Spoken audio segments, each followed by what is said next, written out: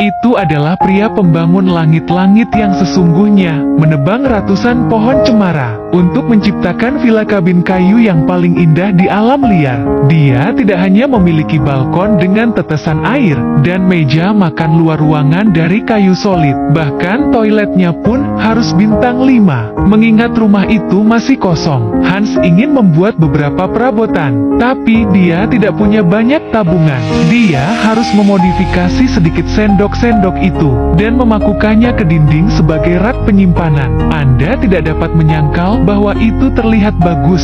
Hans kemudian menutup bagian bawah tangga untuk memperkuat tangga. Dia membuat ruang penyimpanan lain,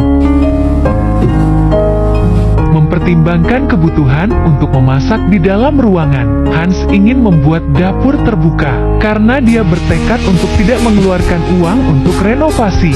Membeli wastafel adalah hal terbaik yang bisa dia lakukan.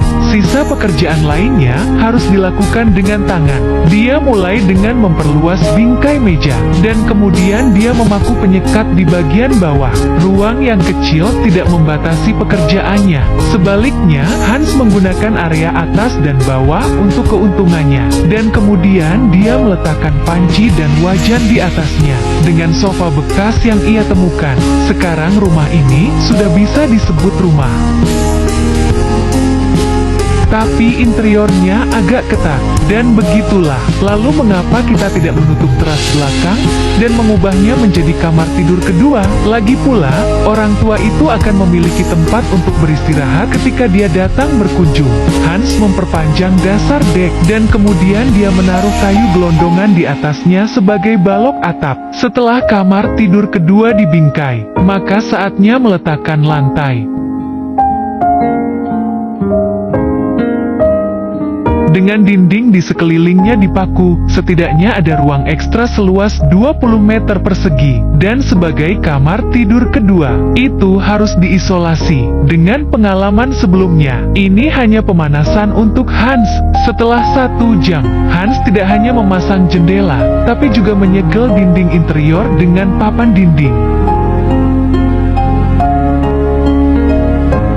Mengingat kegagalan pintu terakhir, Hans tidak menyulitkan dirinya sendiri kali ini. Lagi pula, tidak perlu tanggam dan duri ketika Anda bisa memperbaikinya dengan lem putih dan dengan linoleum yang dipaku dan papan insulasi. Berbagai lapisan insulasi mencegah badai salju, dan dengan persediaan kayu bakar, saya tidak melewatkan satupun lanskap interior. Di luar, badai salju, dan Hans hanya perlu fokus pada pekerjaan yang ada.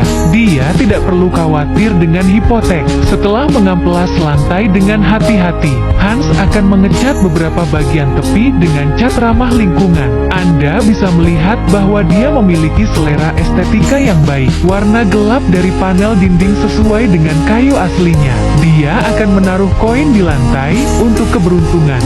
Setelah lapisan pernis dan perawatan, saya ingin mengeluarkan Hans dari rumah sekarang. Saat musim dinti menjadi musim semi, dan semuanya hidup kembali, gen konstruksi Hans sedang berjalan lancar.